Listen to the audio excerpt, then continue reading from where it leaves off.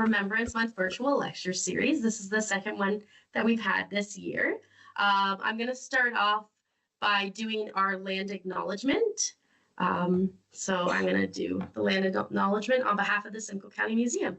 So the County of Simcoe acknowledges that the land on which we gather today is the traditional territory of the Anishinaabe Nation, which includes the Ojibwe, Ottawa, and Potawatomi nations, collectively known as the Three Fires Confederacy. We also recognize the Huron-Wendat who occupied these lands prior to the middle of the 17th century. We embrace the enduring presence and partnership of the Indigenous peoples of this region, including the Chippewa Tri-Council First Nations, comprised of the Beausoleil First Nation, the Chippewas of Rama, and the Georgina Island First Nation. We would also like to recognize the diverse Métis and Inuit communities within our region. The County of Simcoe is dedicated to honoring our Indigenous history and culture and is committed to coming together to learn, heal, and create future prosperity, respect, and understanding in all of our communities. So as I said, welcome everybody to our Remembrance Month virtual lecture series. My name is Meredith Patterson, and I actually have the pleasure of introducing our speaker today. So our speaker today is Mark Zuehlke. He is best known as the award-winning author of the Canadian Battle series, each volume of which focuses on a battle or campaign fought by the Canadian Army in World War II.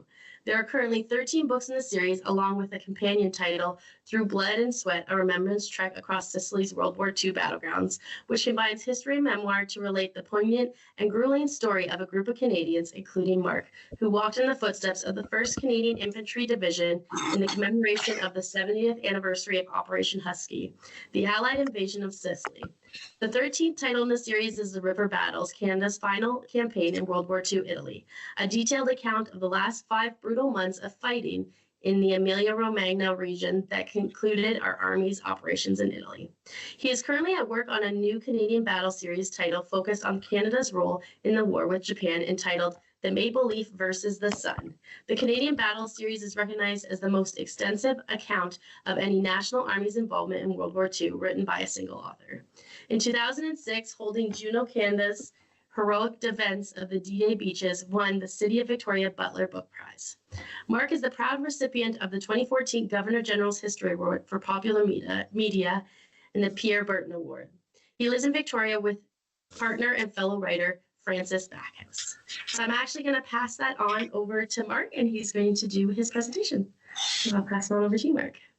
Okay, thank you. Hopefully you're seeing a screen now that says On to Victory, the Liberation of Holland. And that's the title of the first book that we're going to be talking about. This presentation is based on several volumes of my Canadian Battle series, with On to Victory being the title that ultimately bookends the story I'm going to relate here today. In the Netherlands, the spring of 1945 is still remembered as the sweetest of springs. From March 23rd to May 4th, 1st Canadian Army pushed ever deeper into Holland, liberating one community after another during its hard-fought march through the country. Each time our soldiers entered a community, whether it was big or small, they were met by throngs of Dutch civilians, wild with joy at having suddenly gained freedom after 5 years of Nazi occupation. This account by a Princess Patricia's Canadian Light Infantry officer of the approach to and entry into Amsterdam sets out the scene as it played out repeatedly across the country.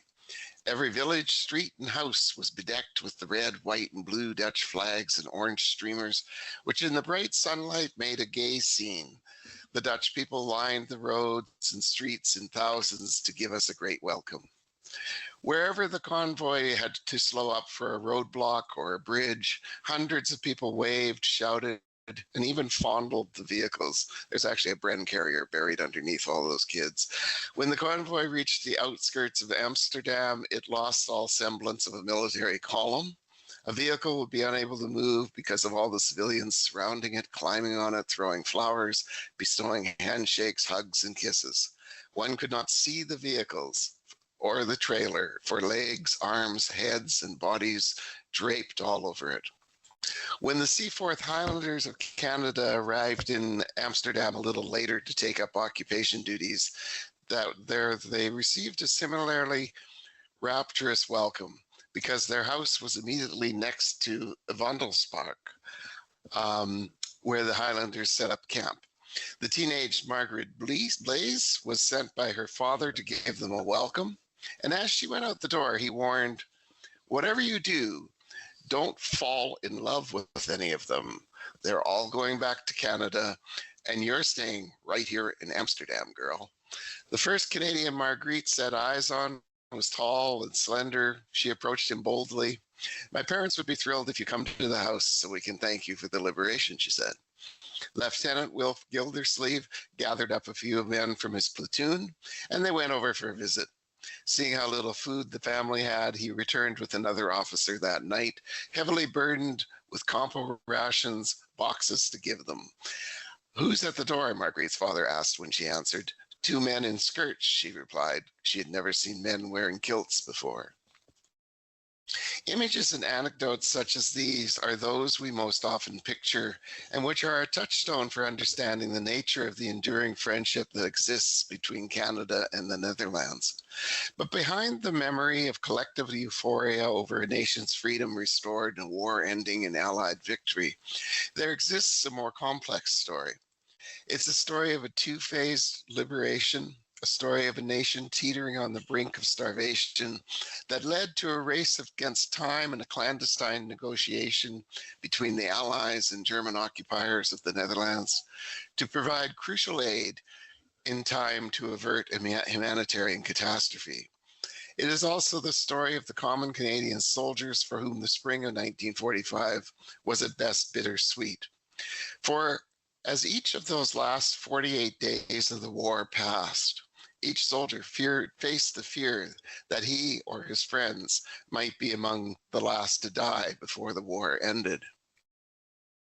I mentioned that the liberation of Holland was a two-phased one. This is something that often gets forgotten in the popular memory. For while the rest of the Netherlands ended up waiting until the last 48 days of the war for liberation, the majority of the three southern provinces of Limburg, Zeeland, and North Brabant were freed from German occupation in fall 1944. In September 1944, the Allies closed on the country's southern border, and when British troops entered Antwerp, the German occupation forces in Holland panicked, and a mass evacuation seemed imminent to the Allies and to the Dutch government in exile, which was watching events from London. Allied intelligence reports fed the expectation, predicting that by October 1st, the Germans would quit Holland entirely and withdraw into Germany.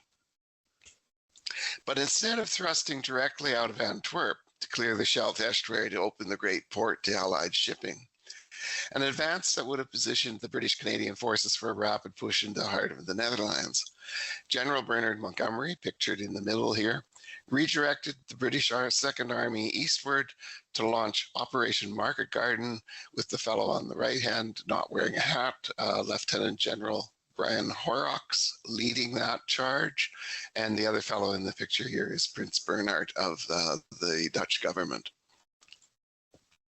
Market Garden entailed the British 30th Corps that Monty had withdrawn from Antwerp on September 7th to drive from Neerpelt, down at the bottom of this map, in Belgium, up a 60-mile stretch of road to cross the Rhine River at Arnhem, up at the top where the purple emblem of the Pegasus of the 6th Airborne Division is shown. Lost my place. Vital bridges the combined tank and infantry force would have to cross were to be captured by airborne troops in 3 drops. First, the U.S. 101st Airborne Division just north of Eindhoven, and then the U.S. 82nd Airborne near Nijmegen, finally the British 1st Airborne Division at Arnhem itself. The operation was launched on September 17th. It quickly ran into trouble when German resistance proved far stronger than anticipated, and 30th Corps was soon far behind schedule. The airborne drops went largely as planned, but again, resistance at the bridges proved stronger than expected. In Arnhem, the British paras were soon facing overwhelming numbers of Germans, and their tenuous hold on the famous bridge too far there was ultimately lost. In the aftermath, however, a small sliver of Holland extending north to Nijmegen had been liberated. The launch of Market Garden had the unintended effect of calming German occupation forces in the Netherlands. This resulted in a quick realignment of troops to offer a determined defense of the Scheldt estuary and its approaches to deny the Allies the use of the port of Antwerp, which is on the right-hand corner of your map at the bottom there. And you can see the water body, the West Scheldt, running into there, very narrow, and the Germans are on both sides of that, and so able to put up a huge defense. As a result, 1st Canadian Army is forced into a costly and grinding campaign, stretches from late September to early November. The Breskens Pocket, Leopold Canal, Albert Canal, Operation Switchback, Von Strecht, South Beveland Peninsula, Walcheren Causeway, Operate Infatuate, all become part of the Canadian Army's lexicon for the war.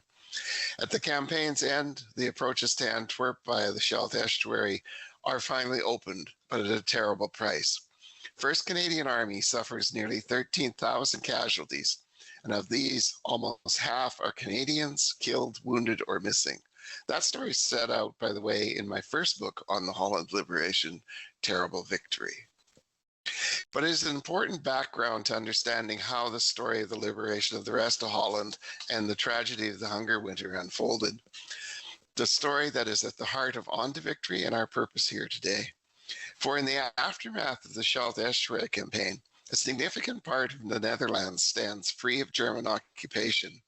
And throughout the rest of the country, expectations are running high that the Canadians are immediately going to advance to liberate the rest of Holland. The tragedy that is about to befall the still occupied majority of the Netherlands began to unfold even as the Scheldt estuary campaign was only just beginning to develop. September 5th, 1944, this photo was taken on that day, is remembered in Holland as Mad Tuesday. With British troops in Antwerp and the occupying Germans panicking, rumors swirled throughout the country that Allied troops were racing northward. Hearing that a community called Breda had been freed and mistaking the Dutch city in Brabant province for a nearby hamlet just outside of Amsterdam, thousands took to the streets on the city's southern entrance. They gathered with bunches of flowers hidden under their coats, waiting for the liberators to arrive. Night passed. In the sober light of morning, it was only too apparent that wishful thinking had had its fling. Instead, the Germans retrenched, the Scheldt estuary campaign began, and the Dutch are subjected to ever-escalating levels of repression. A scorched earth policy using water instead of fire was implemented, and between 500,000 and 800,000 acres of polders, the farmland is contained by dikes, was deliberately inundated that took 10% of the country's agricultural land out of production. This reduced the country's food production by 15 to 20%. German engineers also crippled Rotterdam's huge port by destroying its cranes and docks. Hoping to stem the destruction by hampering German movement of men and supplies, the government in exile in London called for a national railway strike. On September 17th, 28,000 of 30,000 railway workers walked off the job. Most joined the many thousands of other Dutch citizens already living underground, known as the Underdunkers, to avoid arrest. The strike remained in effect to the end of the war, as this monument outside Den Dolder railway station commemorates. Reichskommissar Arthur Seyss Inquart, who's the person pictured second from the left with the German hat, and the other guys are all British officers after he had been arrested. He was the German-appointed Austrian governor of the Netherlands. He struck back immediately and viciously. Shipments of food from one part of the country to the other, particularly from the agricultural regions to the large cities of Western Holland, were barred. Movement of anything by barge along the canals ceased, and many of the barges were removed to Germany. So too were vast amounts of machinery from factories, vehicles, anything else that could be of use to Germany. Of the nation's 8 million ubiquitous bicycles, half, 4 million in all, were confiscated and sent to Germany.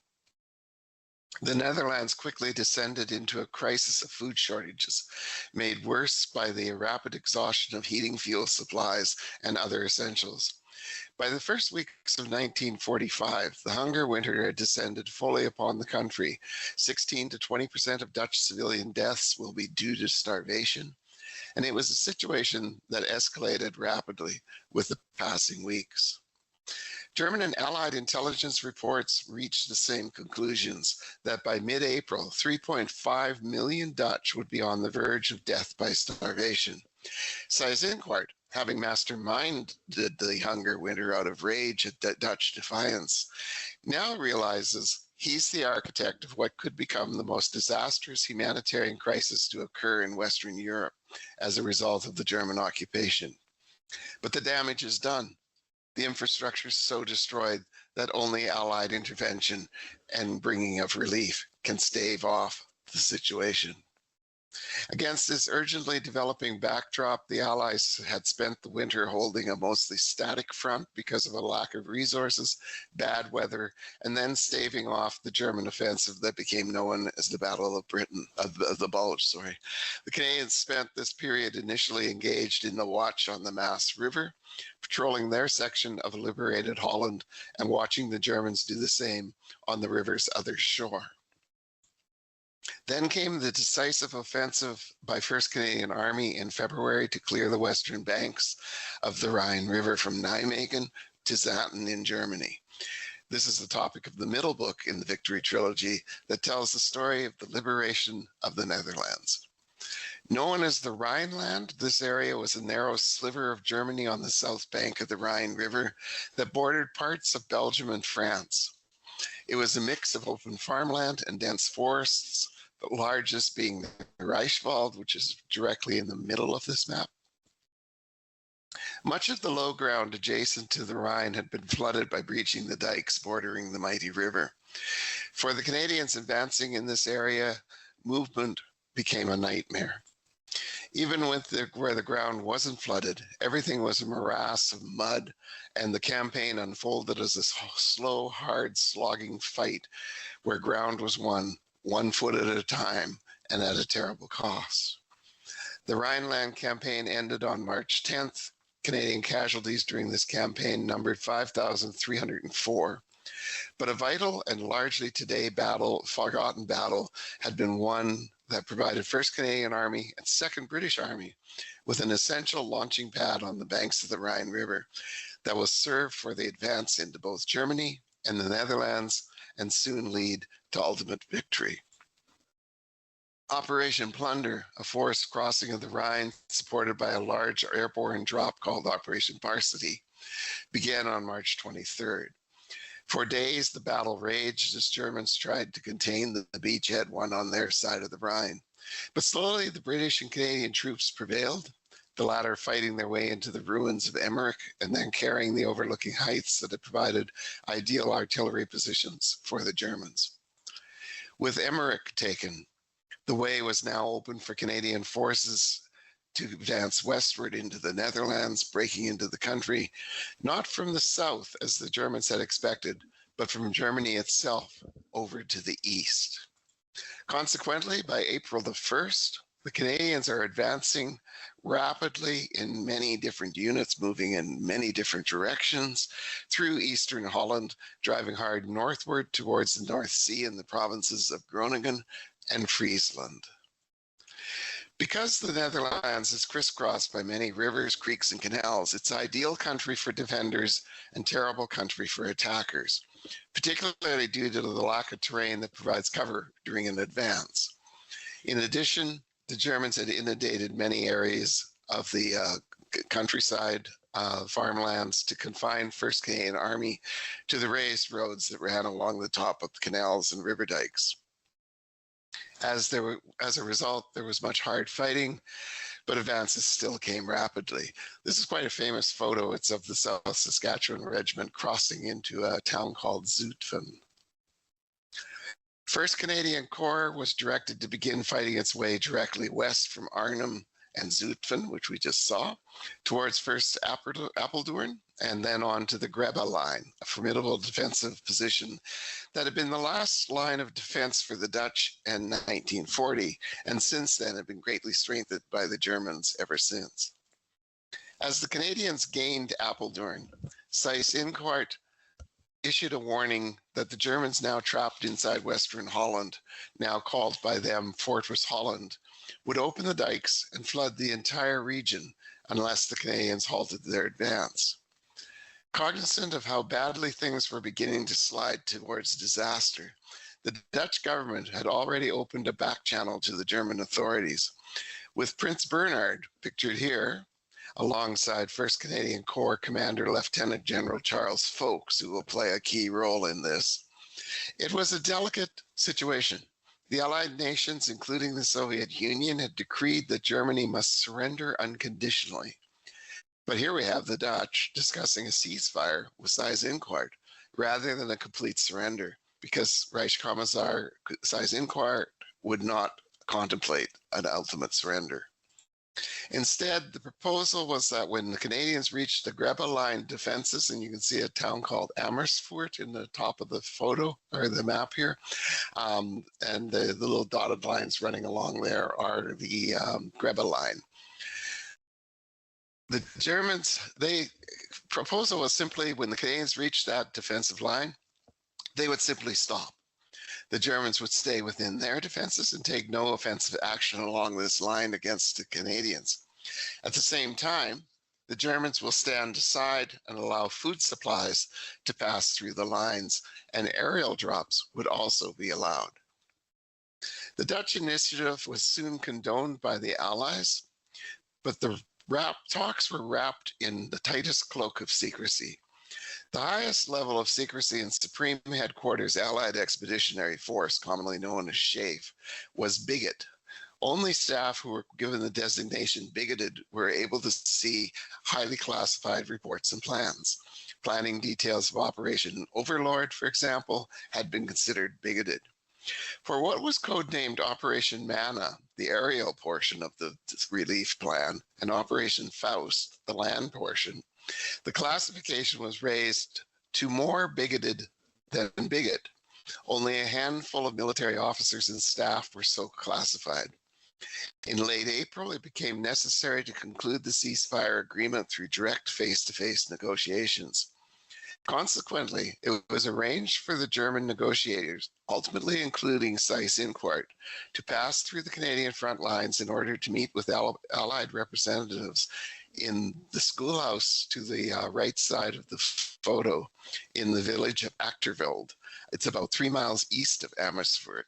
And the car you see in the center of the photo, Seyss-Inquart has arrived in that, and there's some people walking towards the school in the background. That's the German delegation going into the negotiation. This is the only photo, I think, that has ever come out of that negotiations. And you can see it was taken clandestinely out of a window in a building across the street. These negotiations ultimately resulted in an unsigned agreement for a ceasefire and halt of hostilities at the Grebe line and the flow of food into Western Holland. Operation Manna saw aerial drops by Canadian and British bomber crews on designated drop sites behind the German lines with supplies of mostly food that was then conducted by the Dutch resistance for distribution. That operation, Operation Manna, began on April 28th. On May 2nd, Royal Canadian Army Service Corps personnel began rolling through the German lines with trucks loaded full of food and other humanitarian supplies. It was a bizarre series of operations that saw the German troops in Western Holland guarding food for the Dutch that would be distributed by the resistance movement that they had been seeking to eliminate for years, and also standing aside as Canadian truckers moved back and forth through their lines. The food arrived just in time. Army authorities say that even a few days more delay would have resulted in a humanitarian crisis of massive proportions. The ceasefire also spared Western Holland being transformed into a nightmarish battlefield. There is no doubt that had the Canadians attempted to advance through the Grebbe line and fight their way into the cities of Rotterdam, Amsterdam, Utrecht, and the like, that the Germans would have breached the dikes to flood the entire region. Many Dutch civilians and probably Canadian soldiers would have died by drowning. There were 150,000 Germans still inside Fortress Holland, so they would have enjoyed numerical superiority of almost 3-1 over the Canadians and been able to entangle them in brutal street battles within the sprawling cities. Groningen had proved a tough nut to crack because it was so built up, but fighting for control of Rotterdam or Amsterdam would have been 10 times more of a challenge. The fighting in the central Netherlands city of Groningen proved to point, with 204 Canadians killed or wounded in forcing the Germans out. This is an interesting photo because you see the Canadians are on the battle line, actually fighting across a dried out dike. And meanwhile, in the background around them, the Dutch citizens will all come out to greet them, even as they're continuing to fight the battle. And this quite hampered the military operations. They were trying to keep the Dutch safe while still fighting a very determined force of Germans. All during that Sweetest of Springs, of course, Canadians continued to die in combat elsewhere in the Netherlands, as the ceasefire only applied to the Grebbe line.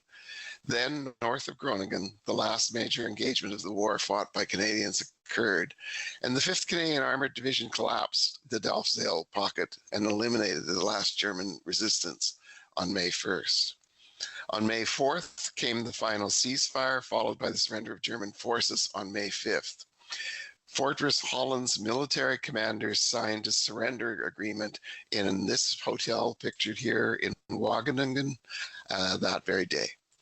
The Canadian and Germans then faced another problem. How do you move 150,000 Germans from Holland back to Germany? This was dubbed Operation Eclipse. And here we see Canadian and German officers working together to try and figure out movement routes. News that the war was over was greeted with euphoria by the Dutch, but the mood among the Canadian troops was generally much more muted. Canadian casualties during those last 48 days of the war were 5,530 fatal, or about 5,530, of which 1,300 were fatal. Soon, Operation Eclipse was in full swing, whereby the Germans in large groups of several thousand men at a time marched across the IJsselmeer Causeway into Friesland, then through Groningen province, and returned into Germany. For the Dutch, the occupation had been terrible. For the country's Jewish population, it had been devastating. 104,000 of 120,000 Jews in Holland perished in the extermination camps. And you can see Anne Frank in the photo there. She and her family were unfortunately on the last train that left Westerbork Transit Camp south of Groningen for the extermination camps in Germany. Another 23,000 Dutch died in Allied air raids on targets in their country. 5,000 were killed in German and camps and prisons. Another 2,800 were executed. 550,000 Dutch, mostly men, were forcibly shipped to Germany to work as slave laborers.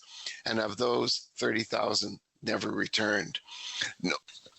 No conclusive tally of the numbers of Dutch who starved to death has ever been compiled, but it's estimated at about 20,000. Dutch authorities ultimately determined that 237,300 of its then population of 8 million died in World War II.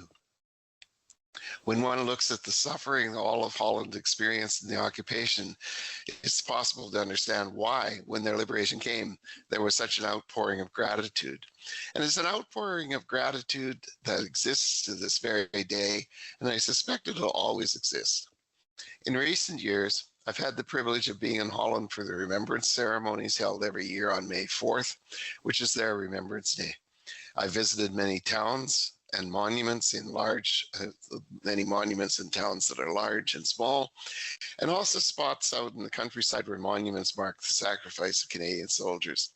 Each one is lavishly decorated with wreaths and flowers, The highlight of Remembrance Day is the ceremony held each year here at Holton Canadian War Cemetery, where 1,355 Canadian soldiers are buried. As the time for the ceremony approaches, growing numbers of people filter into the cemetery, and they take time to walk the rows of headstones, and some moving to specific graves of significance to them.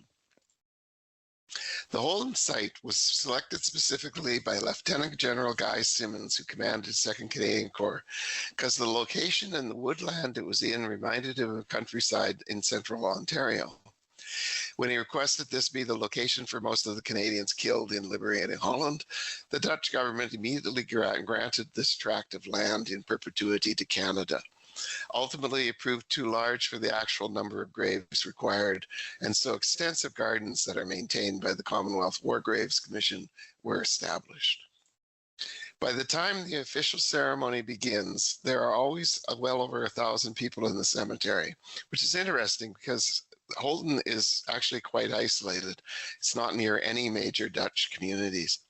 Always present are many school children who have been brought by bus and by their parents for the ceremony because they play a significant role in this act of remembrance. Each of the children set forth to lay small bouquets of yellow flowers, normally tulips, before each headstone. Some children have beforehand researched the soldier whose headstone they honor to find out as much as possible about him as an act of true remembrance. I like to remain behind after the crowds have dispersed to take photos of the headstones alone with the flowers. At the front of the central row here, you can see that people also place small signs in front of the first 2 headstones. These were family members who came from Canada to participate in the ceremony and left markers, usually their pictures of the soldier who is killed and is lying here.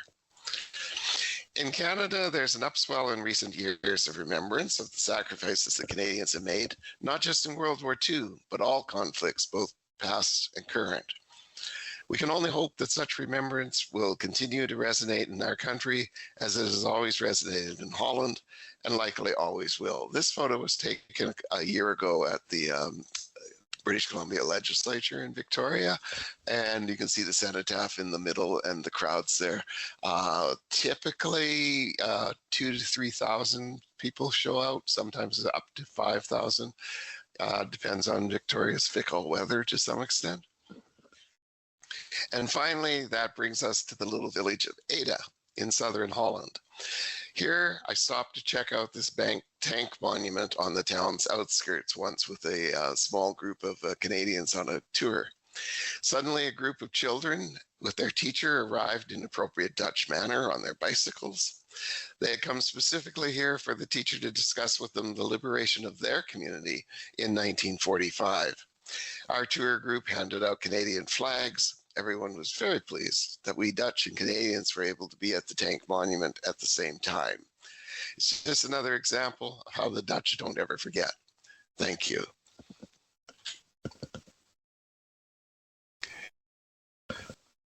And there we are. I don't hear you. Perfect.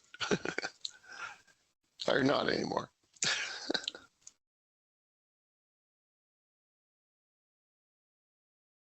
Yeah. Yes, now I'm hearing you. Okay. But now I'm not. Yes, now I am. Thank you so much for the lovely presentation. Anybody else?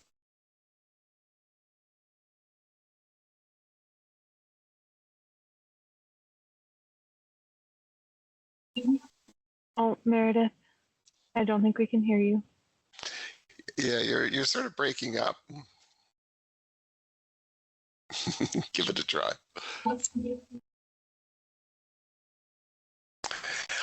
Maybe if I mute my microphone. Okay. Can anybody hear me now? Perfect. You're good now.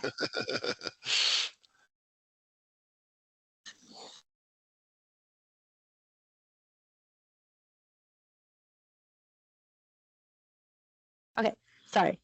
I couldn't hear anybody back. Can everybody hear me? I can hear you. Yeah, you're good now.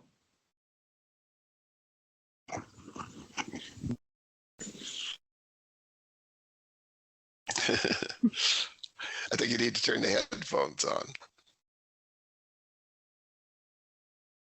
Can you hear me now? We're hearing you. Can you hear us? Yes, I can hear you now. Yeah. Okay, perfect. Okay. Sorry about that, everybody. It just shows sometimes things can go weird, even though it worked before. So something I was wondering is if anybody had any questions regarding the presentation. I actually don't mind starting. I actually have a question. So I noticed that, that they did use kind of like, they played around with the dike system to like, flood the land. Was that a tactic that they used in other regions as well? Like that, was that a common tactic? It was pretty common. Holland just really lends itself to that. So, for example, they did do the similar kind of flooding down by Caen in the Normandy campaign, but Holland is so extensively reclaimed from the sea. There's the old Dutch saying that the God created the earth and the Dutch created Holland. So to create the farmland, you build a dike in a square or a rectangle around it, and that keeps the water out. So all the Germans had to do was just keep blowing up those dikes, and they could flood thousands and thousands of acres of land very rapidly. And they also blew up, there's pumps that keep a lot of these farmlands dry, and they're pumping all the time. And so they blew up the pumps as well. And so there was no way of keeping the water out anymore. It took about, I think it was a good 10 years for the Dutch to more or less recover from the flooding damage. My goodness, that's substantial. This is a long time. Mm-hmm. It's salt water that's coming in, so the salt gets in the soil, and then you have to redo the soil basically to make it so that you can grow stuff again. Yeah. Wow. Well, thank you. Does anybody else have any other questions? I do. Can you hear me? Yeah. Yeah. Okay. All right. Mark, when you were studying and researching for your books, what was the most surprising thing that you found out, in your opinion? I think with the On to Victory book, what was surprising was the nature of the negotiation that went on between the Canadians and obviously Schaeff was involved in it at the upper level, approving things, and the Germans, because it is, and that they managed to keep it entirely secret, that nobody else knew besides the ones who had been bigoted, which were more bigoted, that this was going on. And so when I was doing the research, you come across really interesting documents that are the minutes of these discussions between the Germans and largely Canadians. There was an American there called Bedell Smith, who was representing Eisenhower, who was the commander of Schaeff, and then Prince Bernhard was there representing the Dutch government. And so it was primarily a Canadian show, and setting up, okay, well, this is how we're going to bring relief to the Dutch population. So that was pretty significant, I thought. Yes, that's amazing. Thank you. Thank you. Anybody have any other questions? I actually have one more question. I know you were talking about, that they thought that they were kind of entering one area because there was essentially like a miscommunication, I suppose, and that people lined the area. Was there any punishment that went to those people that kind of were they're lining the area to welcome? Do you know? No, the Germans at that point didn't actually persecute the people who came out to demonstrate, but they focused instead on destroying the infrastructure underneath. So you can come out and welcome the Canadians who don't show up, but we're going to mess up your country big time, and that's what they effectively did. Simcoe, by the way, was hanged for his role in all of that. And there's actually a classic moment in the minutes to the negotiation where Bedell Smith at one point, getting angry at Seyss-Inquart, says, you're going to hang for this. And Seyss-Inquart says, that's cold. And Bedell Smith says, "You will be." So you get an idea of the temper of the negotiations. Yeah, it sounds like there's a lot. It looks like we have another comment here. I'm just gonna wait and see. They're typing. While we're waiting, can you hear me? Yes. Yeah. Okay. My wife's family is from the Netherlands, from just outside Amsterdam, and they lived through this unfortunate period in history.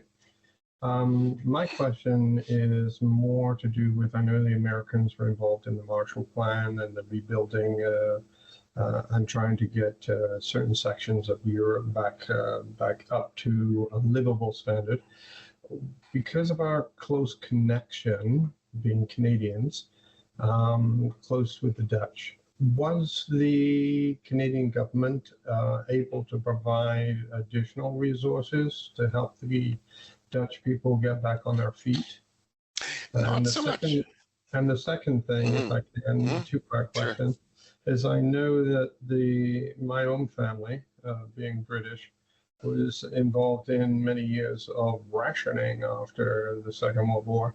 I would take it that the Dutch also experienced some. And how long did that go on before they were somewhat at a level of self-sufficiency? So on the first one, the Canadian government itself wasn't particularly involved in helping with reconstruction, but we had the Canadian Army in Holland after the war ended, and it's not until actually early 1946 that the last Canadians leave. Actually, it was late 1946 that the last Canadians leave Holland to go back to Canada, because there's a shortage of shipping, and so they're moved out slowly. And while the Canadians were there, they were billeted effectively in communities all over Holland, and because they were trying to maintain some semblance of military discipline, the units were quite involved in reconstruction within that community, rebuilding, helping to restore the dikes. Also, we had there's an enormous amount of engineering ability within a military unit, with the engineers. So they were working actively with the Dutch to restore things. So moving over to the rationing side of things, yes, the Dutch were under rations for a long time, to the point that through the 1950s and into the early 1960s, the Dutch government was actively encouraging immigration out of Holland, the Netherlands, to other countries, primarily the United States, Canada, and Australia to a limited degree, but particularly a lot of Dutch particularly young men, immigrated to Canada in that period. And in fact, a little village I grew up in the British Columbia interior, Falkland, probably I would say 15 to 20% of the population when I was growing up there were Dutch families that had come over in that period.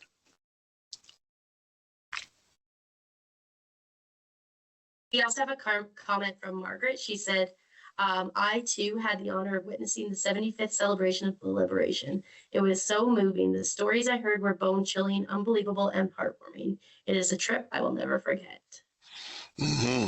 Yes, and we're going to be doing it again ourselves. I work with a company called Liberation Tours, and we're not the only company. There's others in Canada that are going to be all going over in late April, early May for the 80th anniversary of the liberation of the Netherlands, which the Dutch government is organizing and Dutch communities are organizing. So they're going to have a lot of celebrations and ceremonies. We'll be attending quite a bit of those. So it's a great opportunity. Yeah, it sounds like it would be a really powerful time to go there and see everything. Margaret also said, I'm looking forward to the 80th that I hope to attend as well. So maybe Margaret will be there as well. That would be great. Yeah. Does anybody have any other questions? Once again, I don't have a question, but I have a comment. I've been Yeah. involved in 2 school trips. One was the 100th anniversary of um, the World War One major battle that the Canadians were involved in. Big monument there. Vimy. Vimy, yeah. Mhm. So the 100th anniversary of that in 2017. And then the second one that I was involved in was the anniversary of D-Day, which was 2 years later in 2019. Fantastic time. My wife and I go to the Netherlands usually every other year. She has relatives there.